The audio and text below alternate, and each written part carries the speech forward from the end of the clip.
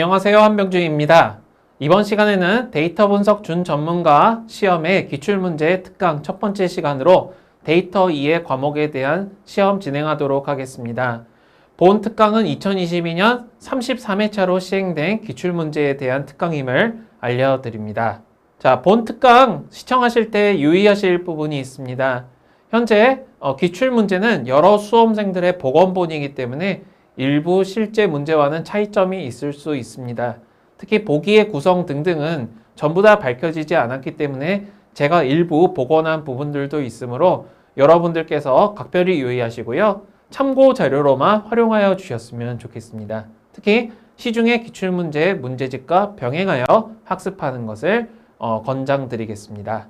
자, 그러면 특강 내용을 시작하도록 하겠습니다. 자, 본 데이터 2의 과목 같은 경우는 총 8개의 객관식 문항과 2개의 단답형 서술식 문항으로 이루어져 있기 때문에 8개 객관식 문제부터 먼저 알아보도록 하겠습니다. 먼저 첫 번째 문제로 데이터 사이언티스트의 역량에 대한 문제가 제시되어 있습니다. 이 데이터 사이언티스트의 소프트 스킬에 있어서 요구 역량이 아닌 것은 무엇인가 지금 물어보고 있습니다. 그래서 보기를 보면은 이론적 지식, 또 통찰력이 있는 분석, 또 설득력이 있는 전달, 다분야 간 협력 등등의 보기 등이 나와 있는데 여러분들께서 정답은 몇 번이라고 생각하시나요? 한번 정답 생각해보고 열어보도록 하겠습니다. 자, 정답 생각해 보셨으면 열어보겠습니다.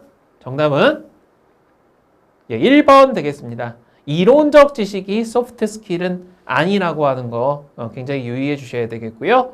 우리가 소프트 스킬 하면은 딱 이렇게 먼저 떠올라야 됩니다. 통찰력이 있는 분석, 설득력이 있는 전달, 또 다분야 간 협력 이런 것들이 떠올라야 되는데요.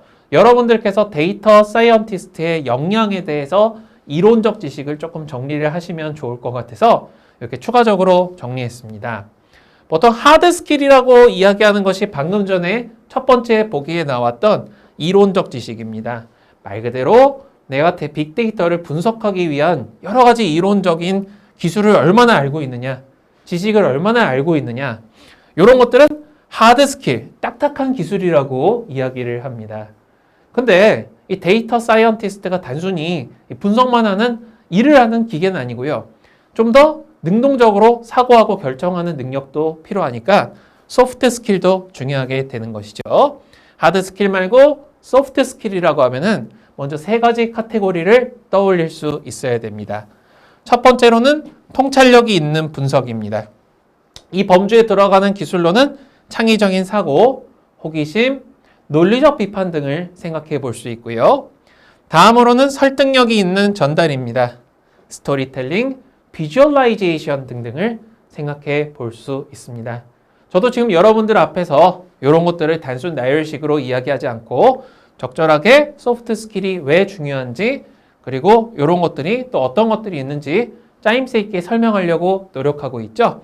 그래서 데이터 사이언티스트는 이런 것들에 대해서 잘 적절하게 이야기를 해주고 시각화 기술까지 있으면 좋겠습니다. 마지막으로 다분야 간 협력인데요. 커뮤니케이션, 소통 기술 되겠습니다. 이런 것들이 어떻게 적재적소에 필요한지에 대한 문항을 묻는 문제가 이번 최근 시험 문제에서 출제되었으니까 다시 한번 잘 정리하여 주시기 바랍니다. 자, 다음 문제 풀어보도록 하겠습니다.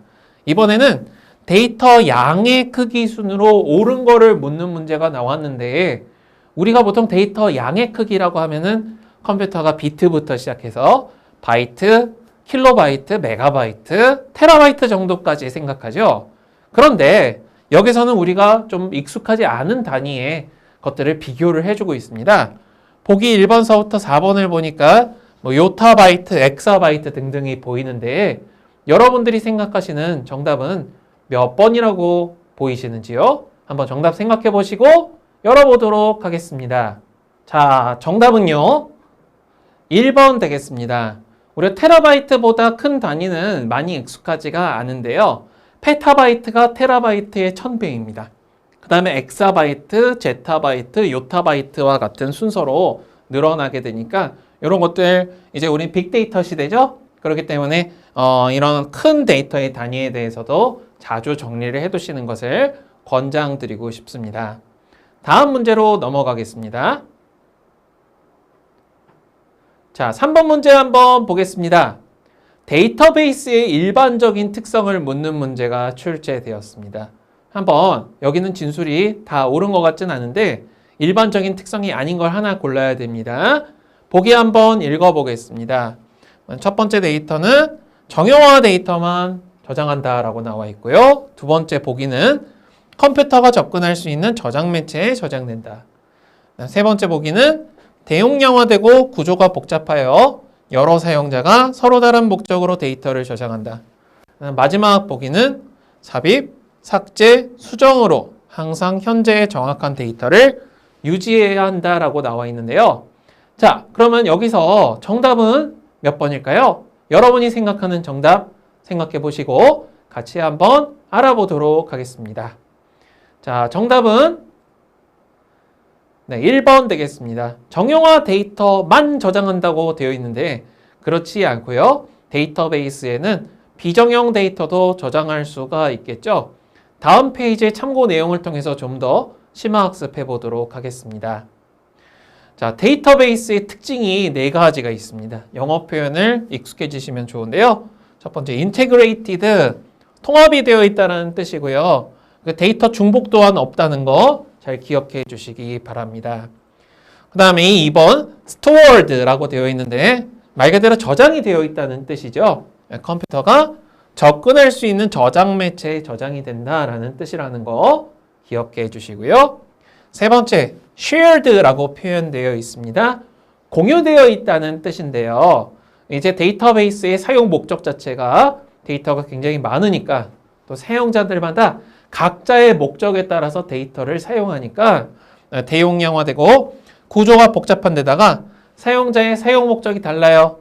데이터가 사실상 내부적으로 공유가 되고 있는 상황이다라고 생각을 하니까 shared라고 하는 키워드가 특징으로 꼽힙니다. 마지막으로 changeable이라고 하는 표현이 있습니다. 변경 가능하다는 뜻이죠. 소위 말하는 크러드 연산은 삽입, 삭제, 수정 등등으로 현재의 정확한 데이터를 유지해야 되는 것이 데이터베이스의 숙명입니다. 많은 사용자가 계속해서 업데이트를 하고 있겠죠. 그래서 데이터베이스는 이런 특징들이 있으니까 여러분들께서 문제 풀 때 각각의 키워드에 대해서 이런 것들을 잘 생각하시고 답을 하실 수 있어야 된다는 거 참고하여 주시기 바랍니다. 다음 문제 넘어가도록 하겠습니다. 자, 4번 문제입니다. 미래의 빅데이터 관점에서 볼 때 사물 인터넷과 가장 관련이 큰 키워드를 묻고 있습니다. 보기 한번 보도록 하겠습니다. 첫 번째 문제는 데이터화라고 되어 있습니다. 영어 표현으로는 데이터피케이션이라고 표현되어 있고요.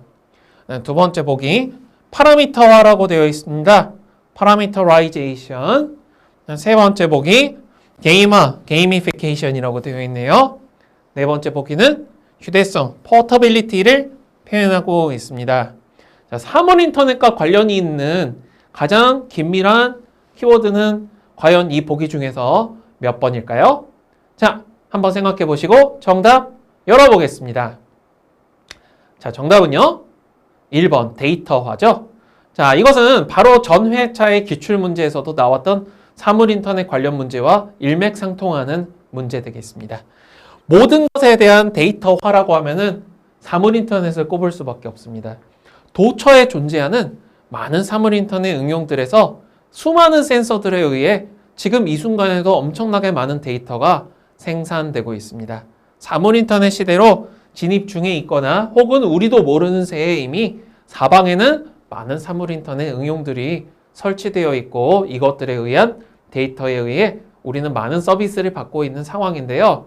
특히 기존에는 스마트폰이 이제 따로 태블릿이라든가 독립된 스마트폰 형태로 존재하는 것이 굉장히 큰 의의를 가졌다면은 지금은 웨어러블 단말 시장의 비중이 높아지고 있습니다. 특히 이런 단말 등을 통해서 굉장히 다양한 대화 기록이나 인터넷 방문 정보, 전자책 독서 패턴, 음악 청취 기록 이런 것들을 우리가 사용하는 도중에도 기록이 되고 있다는 것을 알 수가 없죠. 그럴 정도로 엄청나게 많이 사용을 하고 있고요.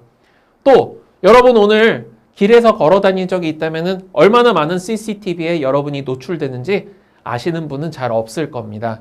CCTV를 통해서 엄청나게 많은 비디오, 영상 정보들이 기록되고 있고, 그러면 앞으로 사물 인터넷 컴퓨팅 시대가 되면은 얼마나 많은 정보들이 또 저장되어서 활용될 수 있을까요? 그래서 사물 인터넷 하면은 다름이 아니라 우리는 데이터 분석 전문가인데 하드웨어나 소프트웨어를 다루는 거 사물 인터넷 아니냐 할 수 있지만, 그걸 떠나서 모든 것의 데이터화가 사물 인터넷과 관련이 있는 키워드니까 잘 정리해 두시면 좋을 것 같습니다. 4번 보기 이렇게 한번 정리해 보았습니다. 자, 다음 문제 한번 넘어가 보도록 하겠습니다. 자, 5번 문제 되겠습니다. 자, 한번 읽어보겠습니다. 빅데이터의 위기 요인 중에 통제 방안에 대한 설명으로 올바른 것을 묻고 있습니다. 자, 이제 보기를 보니까 가번에서는 사생활 침해가 동의제에서 책임제로 간다라고 되어 있고요. 나번을 보니까 책임 원칙 훼손은 알고리즘 접근 허용으로 한다. 그 다음에 다번을 보니까 데이터 오용은 선택적으로 공개한다라고 되어 있는데, 자, 이 중에서 올바른 것만 짝지어진 걸 선택해야 됩니다. 그래서 가번, 나번, 다번 중에서 올바른 통제 방안은 무엇인가 생각해 보시면 좋겠죠? 자, 여러분도 한번 정답을 생각해 보시고 저와 함께 정답을 확인해 보도록 하겠습니다. 자, 정답 열어보겠습니다. 정답은요, 1번 되겠습니다. 가번 되겠는데요. 사생활 침해는 동의제에서 책임제로 가는 거가 이제 올바르게 되겠고요. 책임 원칙 훼손해서 알고리즘 막 접근 허용하면 안 되겠죠. 데이터 오용은 선택적으로 공개하는 게 아니라는 거, 이런 걸 잘 정리하시면 좋을 것 같습니다. 자, 5번 문제 한번 정리해 보았습니다. 다음 문제 넘어가겠습니다. 자, 다음 6번 문제 한번 읽어보고 생각해 보도록 하겠습니다.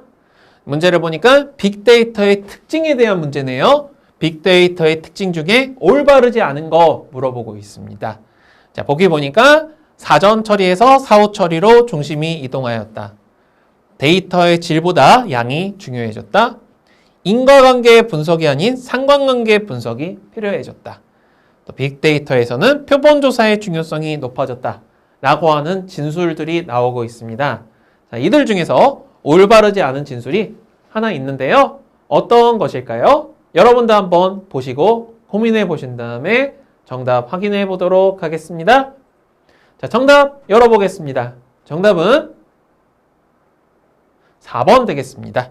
빅데이터에서 표본조사의 중요성이 높아졌다라고 하는 진술이 올바르지 않다고 하는데, 이게 왜 그런지 알기 위해서는 빅데이터의 특징에 대해서 좀 다시 한번 살펴볼 필요가 있습니다.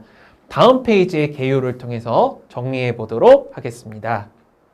자, 빅데이터의 특징 하면은 이전에는 이런 것들이 중요했는데 빅데이터 시대로 말미암아 이런 것들이 중요해졌다라고 하는 것을 정리하실 필요가 있습니다. 먼저 첫 번째로 사전 처리가 과거에는 중요했는데 지금은 사후 처리, 즉 일이 발생한 다음에 어떤 처리를 하는 것이 중요해진 시대 되겠습니다. 즉 정해진 특정한 정보만 수집하는 것이 아니라 되도록이면 많은 데이터를 모아가지고 그 데이터를 다양한 방식으로 조합해서 거기서부터 숨은 정보를 찾아내고, 그러면 다음에 다시 같은 일이 일어났을 때 더 좋은 성능을 이끌어낼 수 있다는 거, 이게 빅데이터의 첫 번째 특징이 되겠습니다. 두 번째로는 표본조사와 전수조사 쪽으로 중요성이 이동했다는 겁니다. 그래서 보기 4번이 잘못된 게 바로 여기서 알 수 있는 부분 되겠습니다. 표본조사를 하는 이유가 뭘까요? 왜냐하면 세상에 너무나도 많은 모수들이 존재하기 때문에 데이터를 모아서 이것들을 가지고 다 분석할 시간이 없었습니다. 또 데이터를 저장할 수 있는 것도 여의치가 않았고요.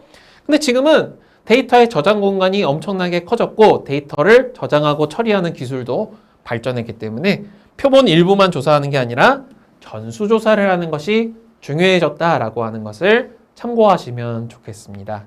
즉 데이터의 수집 비용이나 기술 이런 것들은 전혀 문제가 되지를 않고요. 클라우드 컴퓨팅 기술도 비약적으로 발전했죠. 데이터에 대한 처리 비용도 감소하고, 예를 들면 내가 집에 그래픽 카드가 없어서 데이터 처리를 할 수 없다. 이런 게 클라우드 컴퓨팅으로 더 이상 문제가 되지 않는 시대가 된 것입니다. 특히 전수조사는 표본조사에서 발견할 수가 없는 패턴이나 정보를 제공해 주기 때문에 이 전수조사 쪽으로 중요도가 이동하고 있는 거 잘 정리하시면 좋겠습니다. 다음으로는 질보다는 양이 중요해지는 겁니다. 얼핏 보면 데이터의 질이 더 좋아야 될 것 같지만 사실은 양이 더 중요해진 거예요. 양이 많아지면은 질도 해결이 되는 겁니다. 양이 많아지면은 몇 가지 오류가 있다고 해서 큰 문제가 되지를 않습니다. 몇 가지 오류는 양에 의해서 묻혀지니까요. 그래서 그런 것들이 전체적인 대세에 영향을 주지 않는다. 잘 정리해 주시기 바라고요. 마지막으로 인과관계보다는 상관관계가 중요해진 것입니다. 우리는 이제 더 이상 학술적으로 접근하는 것이 아니에요. 즉, 지금 이런 결과물이 나타난 것은 이러한 원리에 의해서 나타난 것이다 라기보다는 이겁니다. 사건이 일어났는데 데이터가 있는데 어떤 데이터와 어떤 데이터 간에 연관성이 있으니까 이것을 가지고 파생되는 효과를 얻어낸다. 그리고 그걸 가지고 우리는 이익을 취할 수 있다. 그래서 더 이상 인과관계를 분석해서 진리를 파악하는 것보단 비즈니스적 관점으로 적용을 하게 되는 것이고 비즈니스적 상황에서는 데이터 간의 상관관계 분석을 하는 것이 더 중요해진 것 되겠습니다. 그래서 이 빅데이터 시대에는 다우 처리, 전수조사, 양, 상관관계 쪽으로 그 초점이 이동했다고 하는 걸 잘 정리해 주시면 좋겠습니다. 특히 빈출이 되는 개념이기 때문에 한 번쯤 눈으로 보고 가시면 안 틀리는데 많은 도움이 될 것으로 기대됩니다. 자, 다음 문제로 넘어가도록 하겠습니다. 자, 7번 문제 한번 가보도록 하겠습니다. 7번 문제는 빅데이터의 활용에 대한 설명 중에서 적절하지 않은 것을 골라보라고 하고 있습니다. 한번 보기 하나씩 점검해 보면서 생각해 보도록 하겠습니다. 첫 번째 보기, 사물인터넷, 웨어러블 단말, CCTV, 자동차 등 모든 것이 데이터화한다 라고 되어 있습니다. 두 번째 보기를 보니까 데이터 양의 증가에 따라 알고리즘 정확도가 증가한다고 되어 있고요.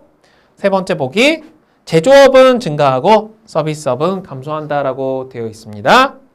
네 번째 보기, 기존의 데이터 분석법으로 처리가 불가능할 만큼 거대한 규모의 빅데이터 처리에 필수 불가결한 기술로 인공지능이 부상한다고 되어 있군요. 자, 여러분, 빅데이터의 활용에 대한 설명 중 적절하지 않은 보기는 다음 중 몇 번일까요? 한번 생각해 보시고 저와 함께 정답 확인해 보겠습니다. 자, 정답 한번 열어보겠습니다. 정답은 3번 되겠습니다. 제조업이 증가하는 게 아니라 서비스업이 증가를 하죠. 데이터에 의해 가지고 많은 기업들은 핵심 비즈니스 모델을 서비스업 쪽으로 전환하고 있습니다. 그래서 앞으로는 서비스업이 더 중요해진 시대가 될 것이다 라고 하는 것을 7번 문제를 통해서 다시 한번 잘 정리해 주시기를 부탁드리겠습니다. 자, 8번 문제 한번 가보도록 하겠습니다. 자, 8번 단촐한 문제인데요. 자, 다음 중에 NoSQL이라고 하는 기술이 있는데 그것과 관련이 없는 어떤 플랫폼이나 뭐 DBMS나 여러 가지 그런 것이 하나 섞여 있습니다. 보기 하나씩 보면서 생각해 보도록 하겠습니다. 자, 보기를 보니까 HBase, MongoDB, MySQL, 카산드라 등등이 있는데 정답은 몇 번일까요? 여러분도 한번 생각해 보시고 정답 열어보도록 하겠습니다. 자, 생각해 보셨다면 정답 열어서 확인해 보겠습니다. 정답은 3번 MySQL 되겠죠? MySQL 굉장히 대표적인 데이터베이스 매니지먼트 시스템입니다. 자, 다음 페이지에 여기 나와 있는 나머지 키워드에 대한 정보들 정리해 둔 것들이 있으니까 참고해 보면서 정리해 보겠습니다. 먼저 NoSQL을 비롯해서 이런 빅데이터의 흐름을 이야기할 때 오늘 출제된 것은 아니지만 이 캡 이론에 대해서 알아두실 필요가 있습니다. 자, 캡 이론. 자, 우리 데이터베이스에서 가져야 되는 그런 이론이죠. 첫 번째는 consistency. 데이터의 일관성을 이야기하는 것인데요. 구체적으로는 모든 노드들은 같은 시간에 같은 데이터를 보여줘야 된다. 즉, 각각의 사용자가 어떤 특정한 시간에 데이터를 조회했을 때 누구는 과거의 것을 보고 누구는 현재의 것을 보는 일이 없도록 해야 된다는 것입니다. 요거 지금 사용하는 트랜잭션 기반의 데이터베이스에서는 간혹 가다 보면 맞지 않는 부분들이 있죠. 자, 그 다음에 두 번째, availability, 가용성이라고 하는 것이 있습니다. 자, 몇몇 노드가 작동이 안 되더라도 시스템이 이상 없이 작동하고 내가 원하는 데이터 언제든지 조회할 수 있어야 된다라는 것입니다. 이 클라우드 컴퓨팅 시대가 되면서 데이터를 저장하는 곳이 한 곳의 중앙 저장소가 아닌 분산 저장소에 저장이 되면서 가용성도 하나의 이슈가 될 수 있죠. 그런 것들을 해결하기 위한 거. 세 번째, 파티션 톨러런스라고 해서 한국어로는 단전래성이라고 이야기합니다. 자, 메시지 전달 실패, 시스템 일부 망가짐 이런 것들이 발생해도 시스템이 계속 동작하면서 서비스를 유지할 수 있는 것이 중요하겠습니다. 자, 이런 것들을 가리켜서 캡 이론이라고 하고 이 캡 이론을 준수하는 여러 클라우드 컴퓨팅 기반의 데이터베이스 시스템 또 NoSQL 등등이 등장하고 있으니까 한 번쯤 눈여겨보시기 바랍니다. 자, 다음으로 NoSQL의 종류입니다. 자, NoSQL은 크게 세 가지 종류가 있습니다.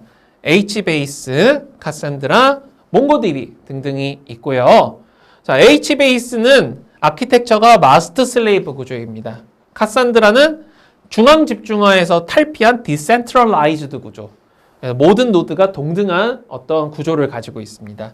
P2P 방식이라고도 이야기를 합니다. 몽고DB는 HBase와 마찬가지로 마스터 슬레이브 구조를 가지고 있습니다. 자, 구성 환경으로 HBase는 다소 복잡하고 여러분들 한 번쯤 들어보셨을 HDFS, HBase, Zookeeper 등등으로 구성하고요. 카산드라는 아무래도 P2P 구성이니까 단순 구성이고 내가 필요할 때마다 연결해서 확장하거나 하는 것들이 가능하겠죠. 몽고DB도 널리 사용이 되고 있는데 단순 구성이면서 또 이제 컴피그 서버도 있습니다. 자, 이 샤딩이라고 하는 얘기가 나오는데 HBase에서는 로우키 전체가 샤딩 키를 가지고 있다라고 하는 거. 그다음에 카산드라 같은 경우는 로우키 일부 속성만 이렇게 샤딩 키로 지정 가능하고요. 몽고DB는 일반 컬럼을 샤딩 키로 지정한다. 참고해 주시기 바랍니다. 자, HBase는 어널리틱, 분석 특성이죠. 분석용 데이터 센터로 연동하기가 좀 쉽고요. 카산드라 같은 경우는 하둡과 연동을 하려면은 이런 DSE 제품이 사용 요구합니다. 그 다음에 몽고DB 같은 경우는 하둡과 연동하는 커넥터 사용 가능해서 우리 하둡 연계도 굉장히 중요한 부분 되겠습니다. 자, 요런 내용들을 가지고 여러분들이 NoSQL 한 번쯤 보시면은 이렇게 우리 데이터의 이해 파트에서 하나쯤 출제가 될 수 있으니까 잘 정리를 부탁드리겠습니다. 자, 다음으로는 단답형 문제 풀어보도록 하겠습니다. 우리 데이터 이해의 단답형 문제는 대부분 용어를 묻는 문제가 많이 나옵니다. 그래서 그 해에 출제가 된 거는 보통 그 해에는 또 출제가 되지는 않습니다. 그래도 그 이듬해에 다른 문제에 객관식 보기로 나오는 경우가 있으니까 한 번쯤 정리해 두시면 많은 도움이 될 것입니다. 그래서 말인데 여기 문제를 보니까 아래 내용이 설명하는 어떤 키워드에 대한 문제가 나오고 있네요. 한번 보겠습니다. 다음 아래 내용이 설명하는 것은 무엇인가 묻고 있네요. 의사결정에 필요한 정보 처리 기능을 효율적으로 지원하기 위한 통합된 데이터베이스를 가진 양질의 데이터베이스다라는 설명이 나와 있는데 이것에 부합하는 어떤 용어가 있습니다. 무엇일까요? 여러분 한번 생각해 보시기 바랍니다. 자, 생각해 보셨다면 정답 열어보겠습니다. 정답은 데이터 웨어하우스라고 이야기합니다. 여러분 지난번 기출에서는 데이터 마트가 출제됐던 거 혹시 기억하시는지요? 이런 식으로 데이터로 시작하는 용어들이 자꾸 차례대로 출제가 되고 있으니까 한 번쯤 정리해 두시면 많은 도움 될 것 같습니다. 이렇게 해서 단답형 1번 정리하고 마무리 짓도록 하겠고요. 자, 이제 데이터 이해의 마지막 문제인 단답형 2번 문제입니다. 역시 용어를 묻고 있는데요. 한번 보겠습니다. 자, 데이터로부터 의미 있는 정보를 추출해내는 학문이며 정형 또는 비정형을 막론하고 인터넷, 휴대전화, 감시용 카메라 등에서 생성되는 유형의 데이터를 대상으로 하며 분석뿐만 아니라 이를 효과적으로 구현하고 전달하는 과정까지 포함한 포괄적 개념. 자, 정답은 무엇일까요? 여러분 한번 생각해 보시기 바랍니다. 자, 정답 생각해 보셨으면 열어보겠습니다. 정답은 데이터 사이언스라고 합니다. 여러분, 이 데이터 사이언스라는 말을 요즘 굉장히 많이 들어보셨지만은 이게 우리가 생각보다 정의하기가 어려운 용어 중에 하나죠. 그래서 이렇게 한번 학문이라고 하는 것으로부터 힌트를 받으신 분들도 있을 겁니다. 의미 있는 정보를 추출하는 데이터 사이언스라고 하는 용어 다시 한번 정리하는 계기가 되셨으면 좋겠습니다. 자, 그러면 이것으로 데이터 분석 준전문가 시험의 데이터 2의 과목에 대한 해설 마무리 짓도록 하겠습니다. 시청에 수고 많으셨습니다. 다음 시간에 또 뵙겠습니다.